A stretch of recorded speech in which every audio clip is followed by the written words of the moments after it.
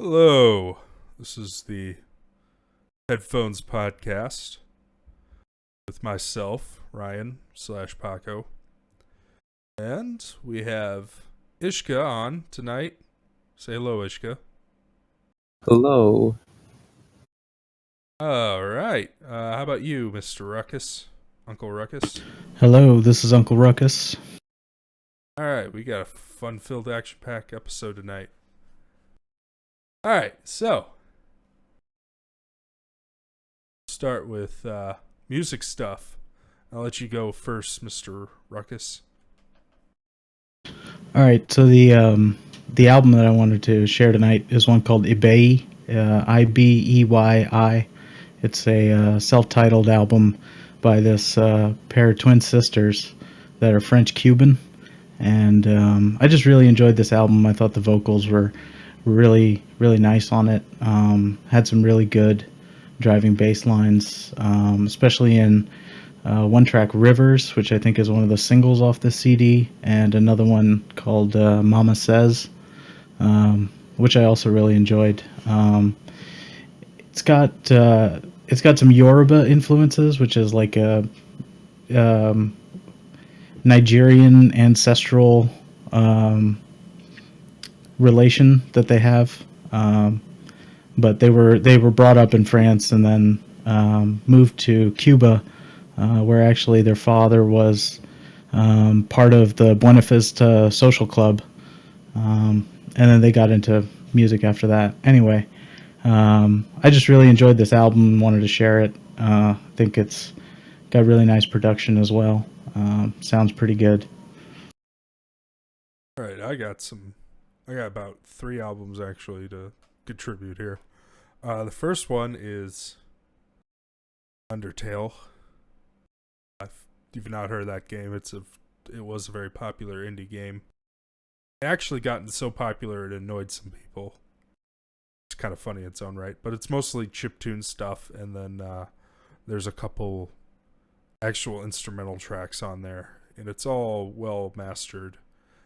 There's also another remix album someone did called Determination, and that all just the whole soundtrack was basically put through a rock filter. Kind of cool. Then there's Enter the Gungeon's OST, which is very good, and that's somewhat electronic and somewhat rock, and some other instrumental stuff here and there. And then the Witcher 3 official soundtrack, which is almost all instrumentals and really well mastered. Got some good dynamic range on it and great bass and vocals, and just, in languages you're never going to understand. All right, well, do you have anything to contribute, Ishka, with this one? I actually didn't prepare any albums, but for the next podcast, I'll definitely contribute something. All right, sounds good. Anything you've been listening to regularly recently? I rediscovered Radio Habiala because I don't know, haven't been listening to acoustic music much, but it's really nice for studying. Like, their self-titled album is really, really nice to listen to. Cool. Awesome. All right, let's move on to headphone news. So, Ruckus, you've now heard the Blackwood. What do you think of the Blackwood? Yes. So the Blackwood is interesting. I think ZMF, I think Zach, has a very particular tuning that he tries to go for with each headphone, with a little bit of modification here and there. Definitely, the Omni is a little bit more fun. The Blackwood doesn't have as much of that sort of low-end emphasis. It's a lot more even down there. But I think it's still pretty close as far as a general signature to the Omni, just with a little bit more control. Definitely a laid-back sound. The mids have this sort of haze to it that smooths over some details, but makes it a really sort of fun, laid-back, relaxed kind of listen. Yeah, I'd mostly agree with that assessment. As you know, I just recently got the Purple Heart Blackwoods, and I I found with this particular wood, it's incredibly fast and really smooth. Um, and one of the first things people said at the meet when they put it on was, "Wow, for a closed back, this is incredibly clear." I was like, "Yep, surprisingly clear." That's great. I personally think it's a great, unique tuning, and I thought it was better than the. I know Ishka. Yeah, I agree. What'd you think of it, Ishka? Well, I haven't owned the Blackwood in I think a year or so, but I did try it at the last meet I hosted a couple months ago, and I actually still retain the idea that it's the closest thing I can think of to a closed Sennheiser HD 600. It's really interesting that you can get a laid back but sort of mid forward tuning in a closed headphone.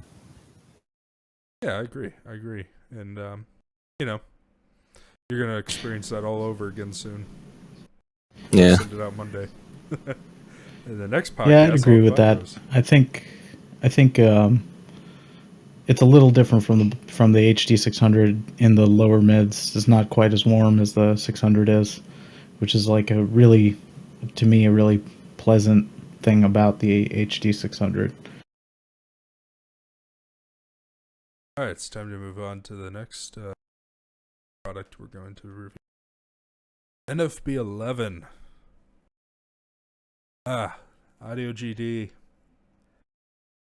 made a really good entry level, well, for them, entry level DAC/amp here.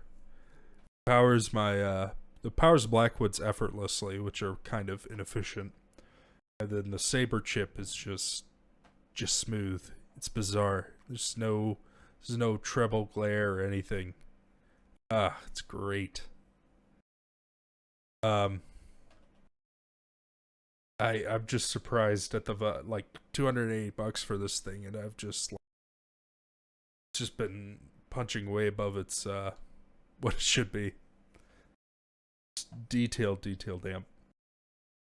I can't really describe the sound of it because it's mostly neutral. So what else can you say other than it's pretty neutral? It's resolving. All right. Well, segue from another Audio GD product, the NFB 27H, which Ruckus picked up recently. Yeah, so I got the NFB 27H. It's their top of the line Class A headphone amp, basically the Master 9, paired with the DAC from the NFB 7, which is their Saber bass DAC. Their top of the line Saber bass DAC. I'm not sure whether it's the exact same DAC implementation or a slightly cut down version of it. But really, same overall impressions as your NFB 11. Just lots of detail, very neutral, very smooth, and just delivers a surprising amount of impact, especially in the bass with all of my headphones. Going from the 1033, which is the Wolfson based mid-tier all-in-one that they sell, to this was pretty noticeable, especially in the low end. I think it just really kind of tightened up and got a lot more control there. Sounds really nice. Really been enjoying this unit. Stop it. My wallet can only take so much. Okay, so the Audio Zenith. Again, another piece you acquired. No, I actually didn't acquire this one. I had an opportunity to visit the underground workshop of Linear Tube Audio, the guys that make the Microzodal, and they've been talking and been in negotiations with different headphone makers because I think they're going to open a retail location soon. So Will, who I know at LTA, he told me about a couple of headphones he was getting in to try. One of those was the PMX2. Another was the Wengy Wood ZMF Omni. which will be a limited edition, I think, or at least linear tube audio exclusive wood version of the Omni. So he invited me over there to check it out. The PMX2, I used to own the PM1, and the PM1 was a very polite, easy to listen to, but very smoothed and very sort of undetailed, not very resolving kind of planar headphone. And I think for the most part, the PMX2 is similar in that regard. Just that the balance is a little bit better. You have a little bit more of the upper mids, a little bit more of the lower treble. And actually, I thought that the bass was rolled off a little bit in comparison to the PM1. But overall, a really nice signature. I can see why tonally a lot of people would compare it to the HD600. But I think the HD600 is probably a better headphone overall than the PMX2. All right. You did. Oh, so you got to hear the microzodal too? Yeah, I did get to hear the microzodal too as well. And also the Wengi Omni, which was apparently the version of the Omni that I had heard before was a prototype. It wasn't the final production damping scheme. When I heard this one, I got to hear it with both the lambskin and the cowhide pads. The lambskin pads made it relatively neutral, actually quite similar to the Blackwood in that regard. But when you put the cowhide pads on the sub bass, there's a boost there, and it's very localized, and it's really interesting and kind of a weird sound when you hear it at first. Any sub bass in a track will just immediately come forward and bleed straight into the mid bass and even the lower mids with the cowhide pads. So a very fun kind of sound if you're listening to EDM and you really want a lot of impact. The cowhide pads on the Omni is a good choice, I think. Yeah, I actually when I had the Omnis for all the woods, but Cherry, I used the cowhide pads on. I thought they all did quite well except the walnut. For some odd reason, I could never get in the walnut. Yeah, I'd really like the chance to compare the same ZMF model with two different woods side by side. Unfortunately, I haven't had that chance, but I think it would be really cool to be able to compare the different wood cups directly. Yeah, it's weird. I had the Blackwood and the Cherry Omni, and I didn't like the Blackwood very much, but for whatever reason, I love the Cherry. Like, I preferred it to even like the LCD3 that I had.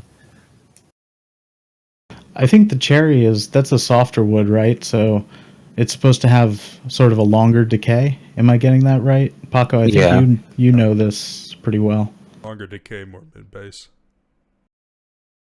and the more open sound out of all of them.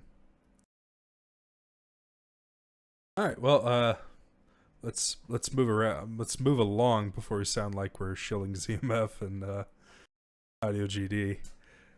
So, the HE350 dropped on Mass Drop.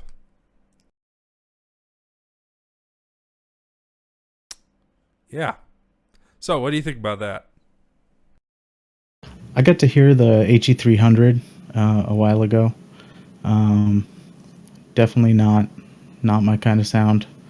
Very much dipped mids and big mid bass that was pretty woolly and peaky treble, and the measurements that they've released here, I don't know how accurate they are, but they don't look especially good. I know Marv showed off measurements with some 2-ply toilet paper in the cups, and that seemed to deal with the mid bass, with the lower treble peaks. But I don't know. For $100, maybe it's a good deal. I'm not really sure. Yeah, I kind of agree.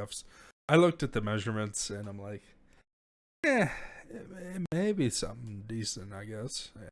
It looks like it kind of almost measures like a DT880 a little bit. Yeah, actually, now that you said something, it does.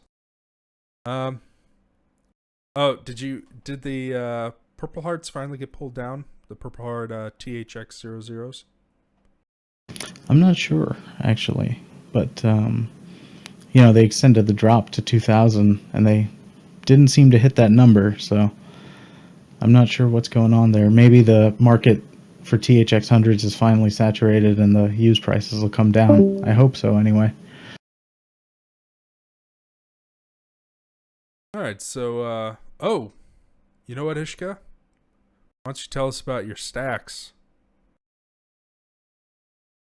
So I decided to basically sell all of my mid-fi stuff and thought, hey, why don't I get a stacks? Because I wanted that since I was like 14 or whatever when I heard a Mark One SR 007. So I think a month ago or something like that, I got a Mark II with an SRM 717, which is I think an older amp design, but people say it's better than like a lot of the newer stacks designs. And at first, um, I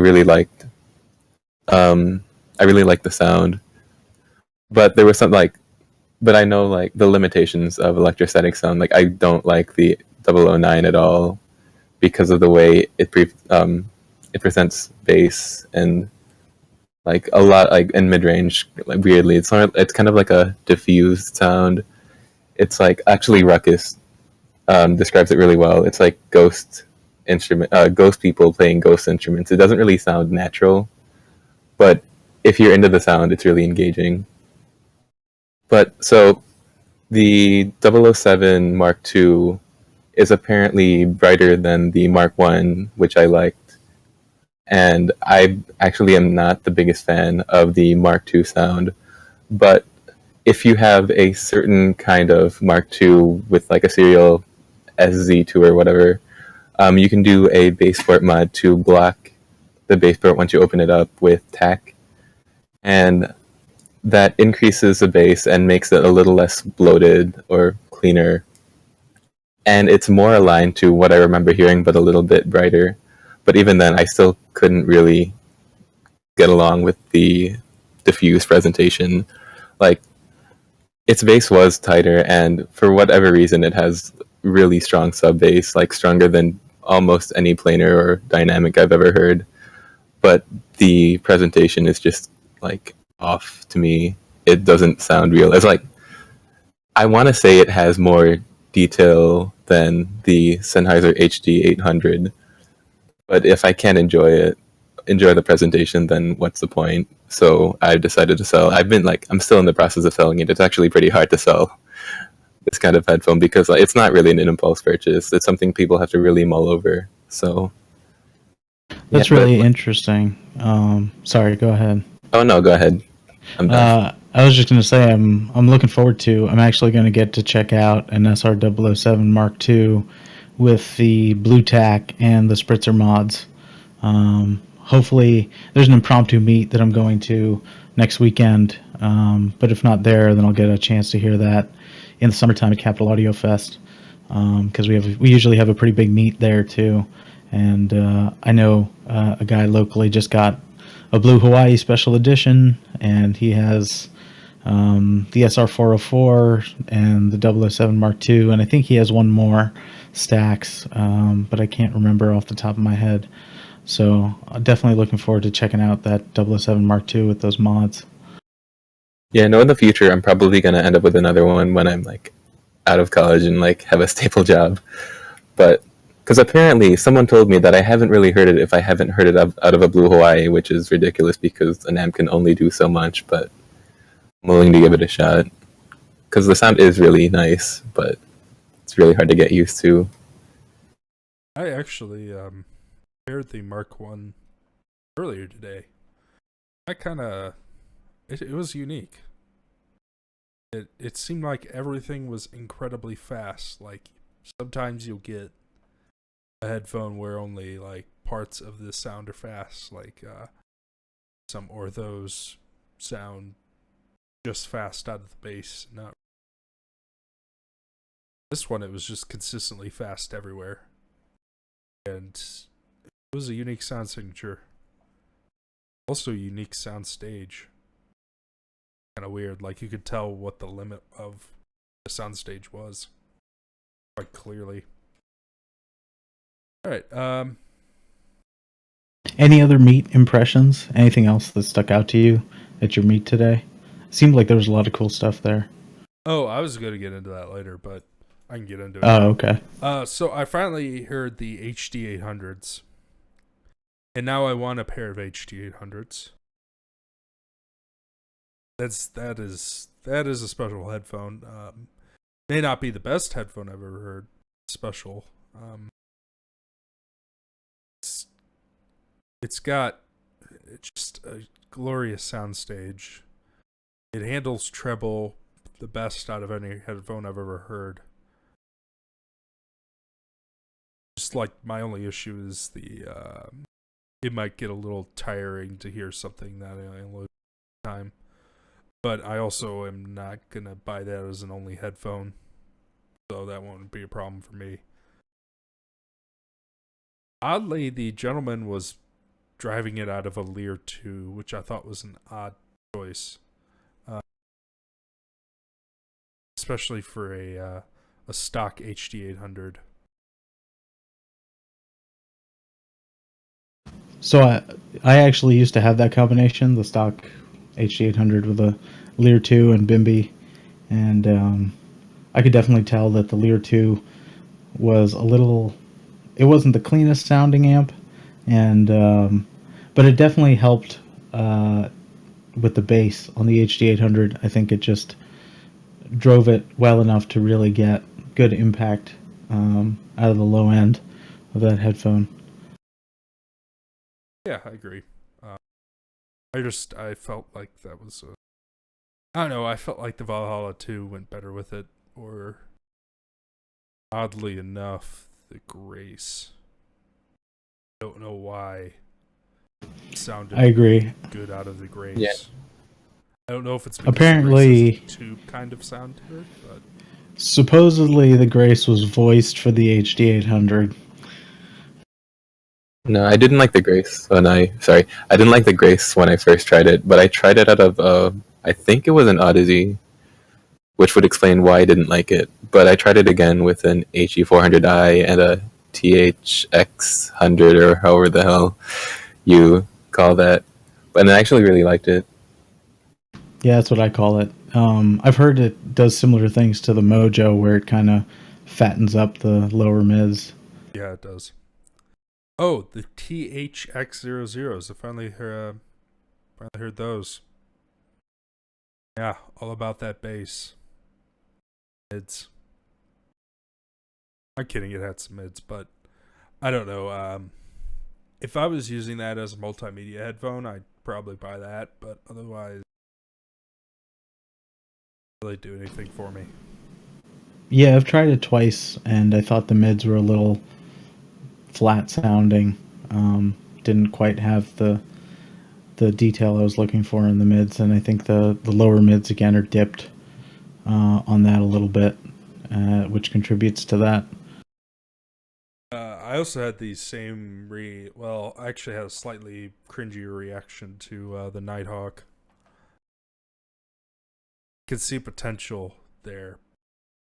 As it is now, that Nighthawks takes quite a bit to get used to, because everything but the bass is scooped out on purpose. So you have to turn the volume higher, but then you have that bass there. It's really odd. It's kind of something you have to listen to yourself. You can't really explain it. Like people, it doesn't really suck. It's just too different. I don't know how else to put it. Yeah, I got to try it 2 months ago. Definitely a very colored headphone. In a way, reminds me of a better Flare Audio R1, which Yeah, I was up to ask about that. which coincidentally I bought from Ishka as a laugh, because that headphone just puts a smile on my face in a very special way. Because it's so great. It's so bad it's good. Ah. Oh. Speaking of so bad it's good. the TH500s RP. Yeah, that's a headphone. Oh yeah, those. Slams quite hard, but then it doesn't really do much else. It's got kind of sizzly treble, not in a good way, and Yeah, mids are there. Can't really say anything else about them. They're there though. yeah, it has Mr. Speaker's treble. Not nice. Yeah. Oh, speaking of Mr. Speakers, so my surprise of the night was the Ether, or surprise of the day. I actually like the Ether. It had a decent soundstage. It resolved a lot better than most orthos I've listened to. The bass was quite nice. The mids were great. It rolled off on the high end, but then, like, I like the rest of it, so. I'm glad to hear about the bass because the Ether C disappointed me a little bit, and I haven't had a chance to try the Ether Open, but I'd really like to. Apparently, his had the pads put on it by, or these felt pads put under the ear pads, by Dan. Then then it had different pads, which apparently changes the sound to be warmer and brings the sub bass out. That's the 1.1 update? Yeah. Okay. And the bass was quite nice to me. And the advantage of it is, if you wanted to buy like a not crappy amp, an entry level amp, and then a really expensive headphone, this would probably be the headphone to buy. Because this thing does not scale worth anything. I took it over, I put it through my NFB 11, a Cavelli, and a Lear 2, and it did not sound very different, like for, different kinds of amps at all. It didn't scale at all, really. That's interesting. I had heard the opposite about it. I was kind of surprised, really. Oddly, another headphone there that didn't scale very well in anything was the HEX. That one, I kind of think that headphone's too polite to scale well. Would rather just kind of let you do your own thing while you listen to it. Though that HEX was better than I thought it would be, but I would never buy one for its price. The guy who was showing it said, "Yeah, I don't know why I bought this either." Oh, yeah. All right. Well, let's move on to deep discussions. So, what do you guys think of this purpose of this hobby is? I'll start with Ruckus. All right. I guess the purpose of the hobby is the headphone hobby is to supplement your music hobby. So, you enjoy music, you want the best playback system for it, especially for what you listen to. So, to enjoy your music, if you want to enjoy it in a better way, I think that's what this hobby is about, trying to enjoy your music in a better way. What about you, Ishka? I'm almost afraid to ask you. What? No. The reason I got into this hobby when I was like, I don't know, 13 was because I just really wanted to be able to hear music as well as I could hear it live. Because I started playing instruments when I was like 5. Like I started playing piano when I was 5, and I played saxophone when I was like 10 or something like that. And I could never hear like the decay and stuff like that, as well as with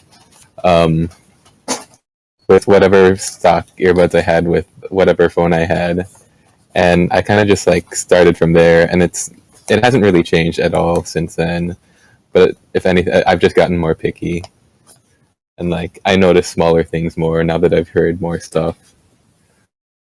But I don't know. I'm not really in it just for the best sounding thing. Like after owning so many different things, I've come to enjoy how different things sound. Like basically how different things have different sound signatures, like how Audio Technica will never sound neutral at all, but it has its own unique coloration, which makes Japanese music or female vocals sound really special. I own the 8900 and technical assessment. You know what the purpose of this hobby is? To enjoy audio. That's it. And I feel like people lately on assets have gotten that, because you can see a lot of negativity towards people's opinions differing from their own, whether it be, you know, hey dude, you gotta pay attention to the science, or hey man, you won't like this unless you get it out of a $2,000 amp, just stuff like that. I don't think we need to get much more into that, really. Let's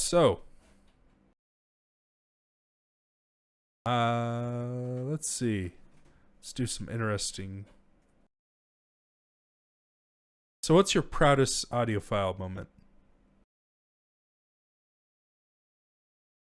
Mr. Uncle? What does that mean? I mean, I'm not really sure what my proudest moment should be. I guess recently it's just getting my 27H and being able to listen to it. So your proudest moment was when you could finally afford it, huh?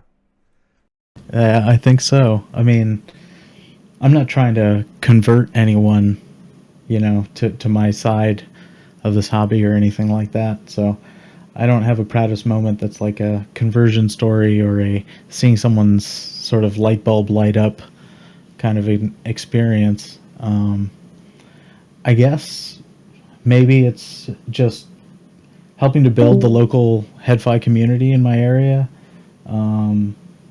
Being able to get more people to come out to meets and stuff. Our last big meet had probably over 40 people in it, which was really cool to just see a lot of people come out and to be able to talk to them and try out a really big variety of different stuff.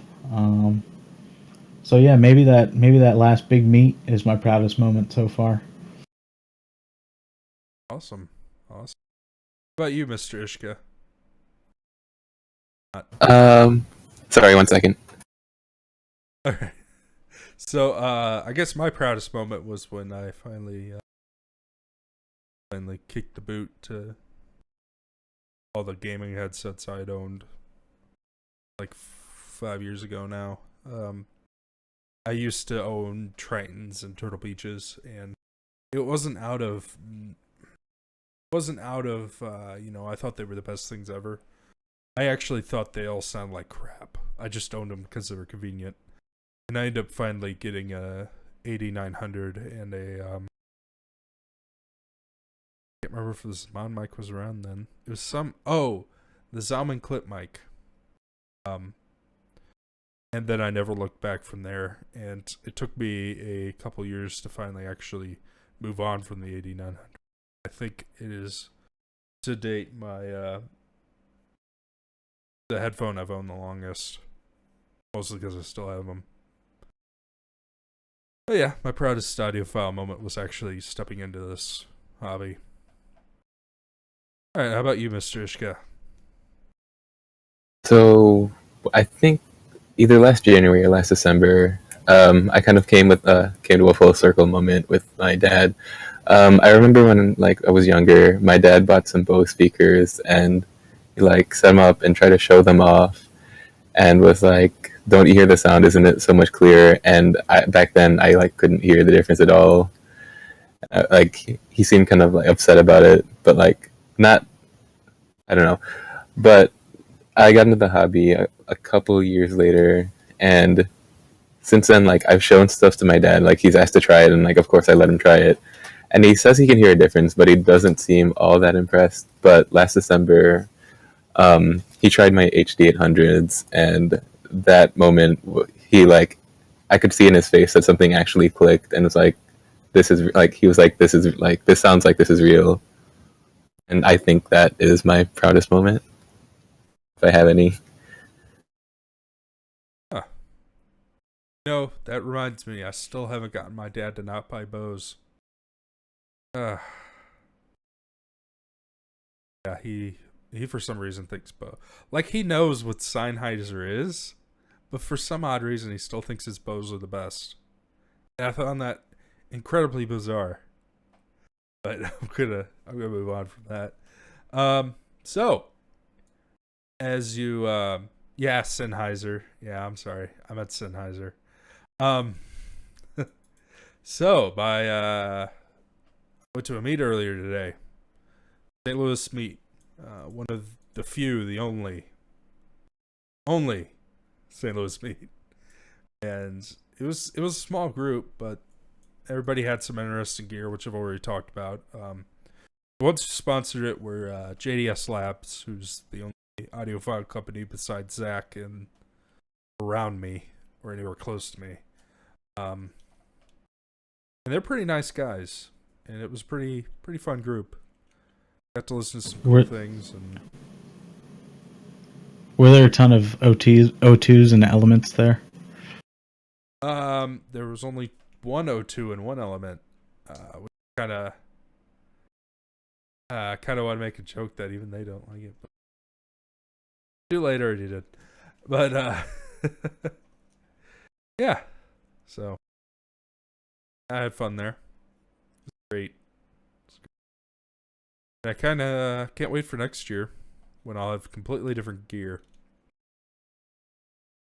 All right, so there was another topic people posted, which was what does our headphones do for a living? I've actually already covered this in the last one. So, yeah, what do you do for a living, Mr. Uncle? I work for a government contractor.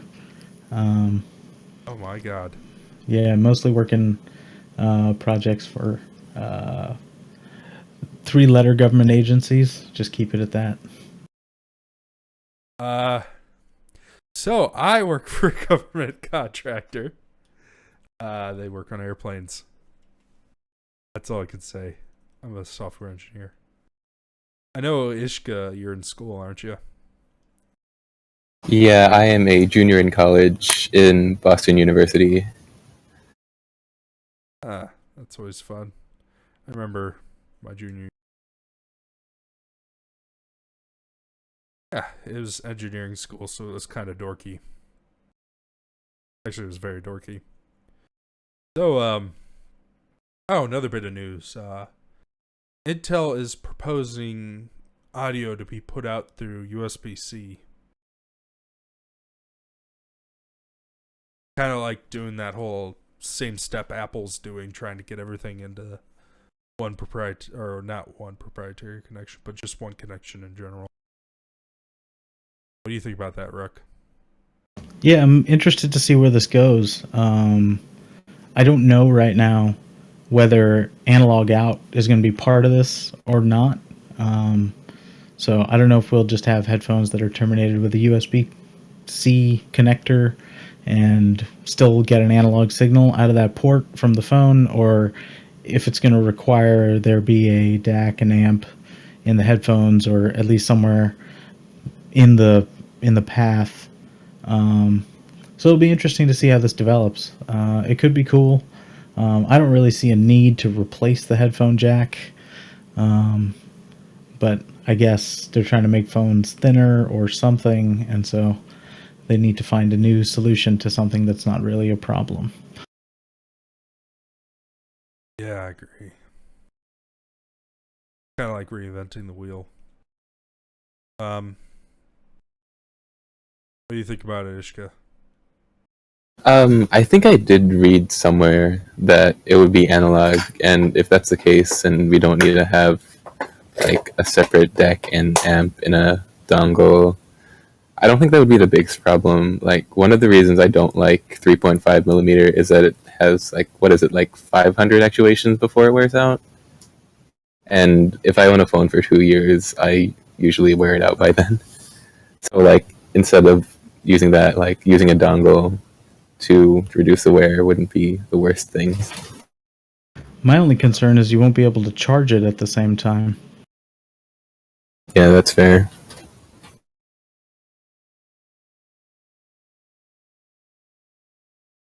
Then again, I'm probably not going to be using my phone at home, so I can charge my phone when I'm not using my phone as a music player. Where are they taping in the background? Oh, my girlfriend's working on an art thing. Fair enough. All right, so yeah, I have to wait and see. Honestly, I don't like it, but in that way. Um, Speaking of amps and DACs, so been a hot topic for debate lately. Do all amps and DACs sound the same? I wish. So at that linear tube audio meet that I had a week ago, I got to hear the Microzodal 2, and I had actually hauled my 27H out there as well, and I got to compare those side by side. I can definitely tell you that they don't sound the same. The Microzodal 2, it's a pretty expensive amplifier at I think about $1,100 to $1,200. Uh, it's supposed to use some kind of special impedance matching technology to make the output impedance really low, which is something that's not common in a lot of output transformerless headphone amplifiers. But I didn't. I mean, I've heard like the Valhalla 2, which is also a OTL with very low output impedance, which is a much cleaner sounding amplifier to my ears. The Microzodal 2 was just really fuzzy all the way, just all across the frequency spectrum. I was testing it with a black damping HD650, and the mid bass really gets a kick up, but it just gets really woolly. I just thought the amp sounded kind of woolly overall. So I bit don't know that I distorted. would. Yeah, I would say very distorted. Maybe something some people are into. I wouldn't even say it was sort of warm like uh, a stereotypical tube amp would sound warm. But it was just really kind of hazy and distorted sounding all across with just a boost in the bass that really just made things sound a little bit more uneven. Didn't really like that very much. I actually agree. I heard it a few months ago.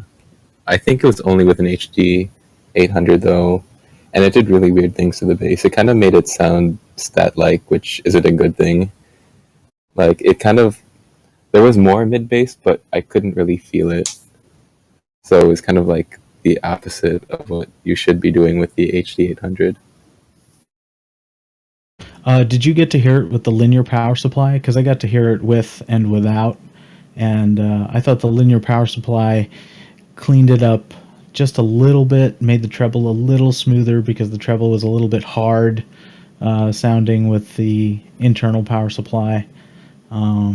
But still, that same weirdness with the bass and that same haziness, although to a slightly lesser degree. I actually didn't try it with the. I don't think it was out when I tried it, but no, I think it did weird things to the treble too. It tamed it, but in a way that made it seem more natural. So, my opinion on the subject.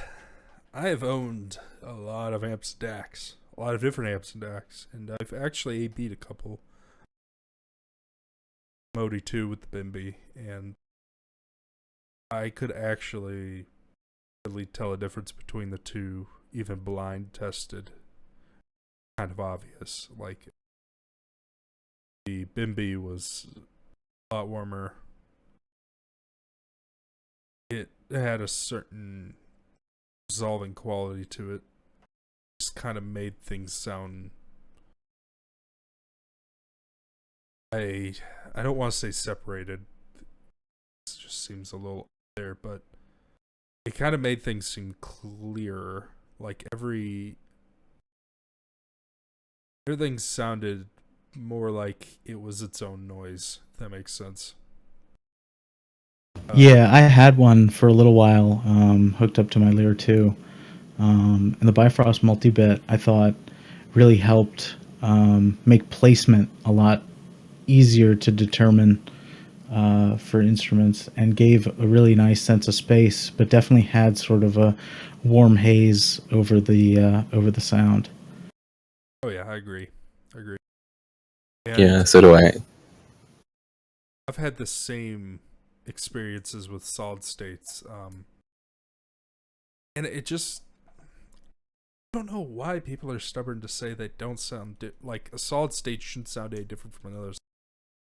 But then if you get down to how it's made, it's not. We don't live in a perfect world. Never, not unless you're a Chinese company copying off of Electric, you're never going to sound exactly the same.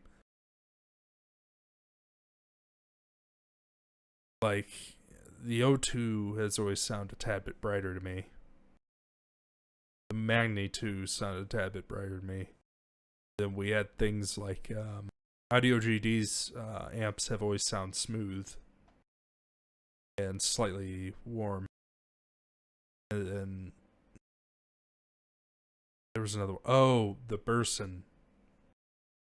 Ah, yes, the Burson. People that love it. People that hate it, hate it. It costs $1,000, and it is incredibly colored for what it is. And you'd listen to it, and you could tell that it makes things sound richer that shouldn't sound richer. And a lot of people love that noise, or love that sound, and I never have. I always found it quite. It's a very distinct solid state, and it was always a bad solid state to me. That was always just my opinion. I think part of the problem is that a lot of people, well, maybe not a problem, but I think the situation is that a lot of people are sort of coming over from the PC gaming community, and so the way that, if you look at the way that DACs are advertised now, they're really featuring the chip itself in a lot of cases, and talking about the capabilities of the chip in its most ideal implementation, rather than talking about their product implementation of that DAC chip. I think there's not been a lot of attention paid to how the implementation of a DAC chip really affects how it performs. And so even with this, say with the Saber chip, I've heard a lot of implementations that sound really kind of bright and glassy and metallic, tinny even. And then now I'm hearing ones that are really smooth. I don't know that I would call them warm, but just really smooth, don't seem to have any hardness or peakiness to them like other ones I've heard. I think also another issue is the price factor. Like I don't think a lot of people really look at something that's $1,000 or $2,000 and think, oh, that might be worth it. They always say, no, there's no possible way that's worth it. And sometimes they're right. Like my last example, the Burson's definitely not worth $1,000 to me. But something like the Bimby was worth $600 to me. I don't know if I would ever buy it again, but I definitely thought it justified its cost because it had a higher quality to it than most things I've heard. Same thing with the NFB 28, made by Audio GD. Just other things like that. then you always have, the stinkers that kind of give that price range a bad name. And LH Labs products, for example, all astronomically priced for no apparent reason. I mean, the Geek Out's reasonably priced, and I actually like the Geek Out. I own the. I mostly talk about, like, I should have clarified. Their desktop products are horribly priced. Like the Geek Pulse, I got for. It was on Indiegogo, and that is about how much it's worth. But they're selling it for $1,000 now. Why, I have no idea. I guess they're just trying to make the most money they can. It's also one of the worst Saber implementations I've ever. And that's another thing to get into with different DAC chips having different filters that sound. They do that on purpose because it differentiates them from competition. That's a whole other thing. Yeah, in some cases it works. Like the Oppo HA1 is really bright, but that's because the PM1 and PM2 are really like veiled sounding. But it's still not a good match. I got a chance to hear the PM1 on an HA1, and it sounded. It took what was otherwise a very pleasantly thick and sort of euphonic sounding headphone, and just made it really thin and bright. The HA1 is probably one of the worst examples of a Saber implementation that I've had a chance to hear. Yeah, I agree. Like, I wish it sounded better. It has so many cool features and it looks really cool, but just awful sounding. I heard it with the Dharma D1000, I think, and I didn't think highly of it at all until I tried it out of another amp, and I actually liked the Dharma a lot. Yeah, I can see why that would be a really bad pair, because the Dharma's treble is already kind of splashy. So on an HA1, I can't even imagine what that would end up sounding like. All right, guys. I think it's about time to wrap up the podcast. Joining us and listening in on our discussions. We were going to have Zach from ZMF on this week, but unfortunately his aunt passed away, so he wasn't able to make it to have him on in the future. But yep, this has been Headphones Podcast, episode 4. Yeah, there's already been 4 of these. There has been 2. Completely forgot. I thought this was number 3. You know, this is number 3. Wow. But yeah, it's been fun so far. Anyway, thank you for joining us, guys. And nice day. Thanks for hosting. Yeah, thanks for hosting.